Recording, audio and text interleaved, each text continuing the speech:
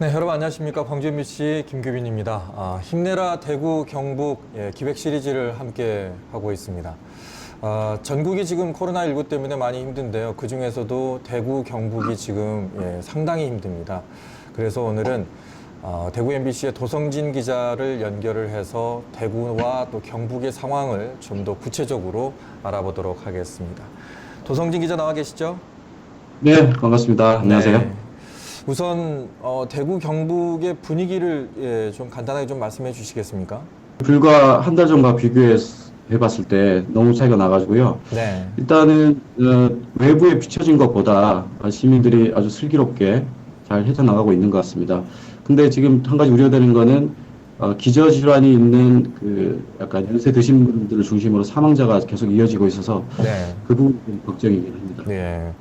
자, 그리고 많은 분들이 좀 충격이었던 것은 대구 신천지였거든요. 그 전수조사 교인들 상당히 많았는데 다 됐을까요? 아직까지도 다 되지는 못하고 있죠. 어제 그 이만희 총회장이 기자회견을 했지 않습니까? 네. 그 신천지에 대한 국민들의 불신이 상당히 높습니다. 왜냐 그러면 처음에 신천지가 발표한 명단과 그리고 최근까지 밝혀지고 있는 어떻게 보면 정부가 강제력을 동원을 하고 이렇게 해서 드러나고 있는 명단과 시설의 수 이런 것들에 상당한 차이가 나고 있는 것들이 드러나고 있기 때문인데요. 네. 대구만 보더라도 처음에 대구시가 파악한 명단보다 2,000명 안팎 정도 지금 차이가 나요. 2,000명. 네. 그리고 이 시설 수로 봤을 때도 처음에 이제 대구시가 파악한 이제 시설 수가 신천지 대구교회 뭐 교육장 이런 시설 수가 22곳으로 파악이 됐는데 네. 최근 다시 파악을 해보니까 이게 32곳으로 늘어났거든요. 그만큼 은폐하고 숨기고 있다는 거거든요. 네. 조금 더 강력하게 대구시가 좀 대처했어야 되지 않느냐라는 분위기도 혹시 있나요? 분명히 있죠. 그거는 제가 이제 맡고 있는 부분이 이제 디지털 미디어팀 운영을 하고 있는데 네. 코로나19 관련된 대구시의 대처를 꼼꼼히 살펴보기 위해서 확진자가 30번 확진자가 처음 발생한 2월 18일 이후 대구시의 브리핑을 꼼꼼히 한번 분석을 해봤어요. 네. 해봤더니 대구시장과 행정부 시장이 주로 브리핑을 했는데 네. 톤이 조금씩 변합니다.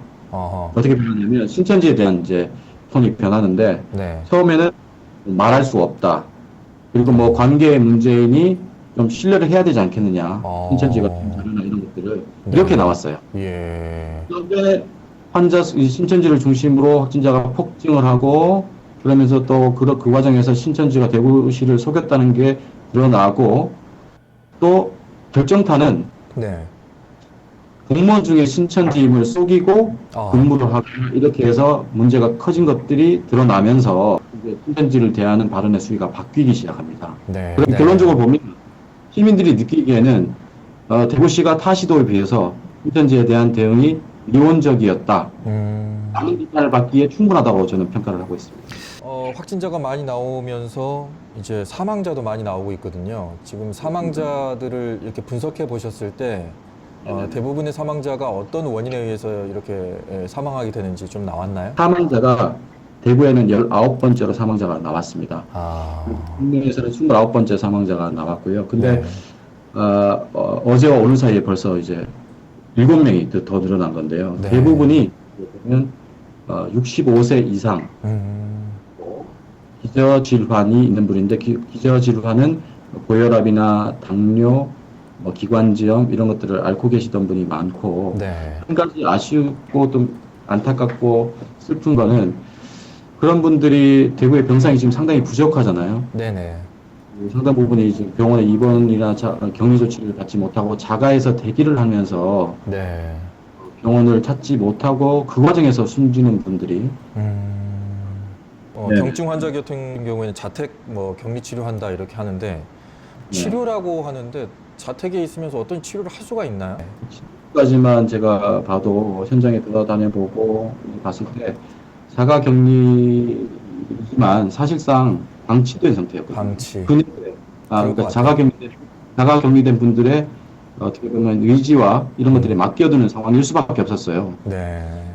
그들을 케어할 수 있는 체계적으로 케어할 수 있는 의료진의 시스템도 부재했었고 네. 그렇다 보니까 보니까 발생한 문제가 뭐냐 그러면 자기가 확진을 판정을 받고도 자가격리를 해야 되는데 네. 달서구청 공무원 같은 경우에는 확진 네. 다음 날 네. 주민센터에 가서 서류를 발급받아가지고 난리가 났었거든요. 그 얘기 자세하게 좀 해주실래요? 공무원이 지금 확진 신고를 늦게 했다는 것이 지금 나오고 있는데 그 어떤 내용인가요? 그게 뭐냐 그러면 대구에는 이제 공무원의 일탈과 관련된 부분들이 좀 이어졌는데요. 네. 첫 번째 있었던 게 이제 대구 서구 보건소의 감염 예방 팀장이었어요. 그 이분은 뭐냐 그러면 그 문제가 됐던 31번 환자의 예배에 참석했던 분이에요. 숨기고 있다가 질병관리본부에서 대구시에다가 신천지 명단을 통보를 하니까 그래서야 검사를 받고 검사 받은 그 다음날 그날 이제 오후에 대구시에다가 내가 신천지라고 자백을 한 거죠. 그러면 공무원으로서 그렇죠, 그렇죠. 네. 자기가 먼저 선제적으로 내가 그때 예배에 참석했으니까 지금은 증상이 없더라도 선제적으로 자발적으로 가서 검사를 받고 특히나 본인은 그렇죠. 계속 환자들 대하는 선별진료소에도 왔다 갔다 하는 보건소의 총괄 예방 팀장인데 그렇게 했어야 되는데 네. 이런 사례 하나 있었고 달서구청의 공무원이 확진 판정을 받아요. 네. 받은 그 다음 날 네. 당연히 자가격리를 하고 집에 있어야 되는데 그 상황 속에서 그 다음 날 교육비 관련된 서류를 발급하러 동네 행정복지센터에 갑니다. 근데 그 안에는 본인 포함해서 17명이 있었던 거예요. 17명. 그런 일이 발생을 했어요. 근데 문제는 뭐냐 그러면 이거를 아무도 모르고 있었어요. 이런 일이 있었네요. 그 다음날 주민센터는 그 사람과 대면해서 서류를 발급해준 직원 한 명만 격리 조치를 하고 네. 그 다음날 간단한 방역을 하고 그 다음날 정상적으로 근무를 하고 있더라고요. 제가 취재를 갖고. 인근에 있는 주민들은 그 사실을 까맣게 모르고 있어요. 거기에 많은 주민들이 왔다 갔다 하실 텐데. 거기 주변에는 계단지 아파트도 있고 이제 전통시설도 있고 은행도 있고 엄청난 유동인구가 많은 지역인데 제가 네. 가서 취재를 해서 이 얘기를 하니까 다들 막 울분을 토하시는 거예요. 어떻게 이럴 수가 있나. 이 부분은 저희뿐만 아니라 일선에 있는 공무원들에게도 조금 시사하는 바가 좀 있네요. 많이 고생하고 있습니다만은 더욱더 본인 건강에도 좀 매진을 좀 해야 될 것 같습니다. 네, 저희 대구 MBC 취재진들은 네. 그 현장에 나갈 때 고글이요? 고글과 고글 회사에서 지급해줘가지고 고글, 네. 마스크 예. 그리고 뭔가 다 착용을 하고 네. 그렇게 해서 이제 혹시나 취재 현장에서 네. 감염의 위험이 있기 때문에 그렇게 철저히 준비를 하고 밤낮 없이 그렇게 취재를 하고 있습니다. 광주에서도 지금 대구의 어려움을 알아가지고요. 의료진도 네. 지금 자원봉사를 지금 가 있고 또 맞습니다. 병상도 좀 제공을 하겠다 이렇게 좀 얘기를 하고 있거든요. 주위에서 이렇게 대구를 좀 돕겠다는 그런 지원들이 좀 오고 있나요? 어떻습니까? 체감할 수 있나요? 네, 뭐 쏟아지고 있습니다. 저희 같은 경우에도 저희 디지털 미디어 팀에도 응원 메시지라든지 아니면 뭐 식당을 운영하시는데 뭐 도시락을 뭐 이렇게 갖다 주고 싶다라든지 뭐 이런 것들은 기본이고요. 뭐 연예인들 나서가지고 응원 메시지도 보내주고 그런 것들이 이어지고 있고 특히 최근에 뭐 그런 부분들은 너무 많아가지고 너무 네. 고맙게 생각하고 있고 또 해시태그 운동도 SNS상에서 벌어지고 있잖아요. 많은 분들이 응원을 해주고 또 뭐 캠페인도 하고 해시태그도 좋지만 실질적인 도움을 좀 드려야 되거든요. 지금 현재 가장 필요한 것은 병실하고 의료 인력 아니겠습니까? 맞습니다. 네. 근데 의료 인력 같은 경우에는 뭐 많은 분들이 지금 도와주고 있는 것 같고요. 일단 물품 지원이라 이런 것들도 너무 많이 세도를 해서 일단은 좀 시스템적으로 이것들을 잘 정리를 하고 분배를 하고 네네. 이런 부분들이 좀 체계를 갖췄으면 좀 하는 아쉬움이 있고요.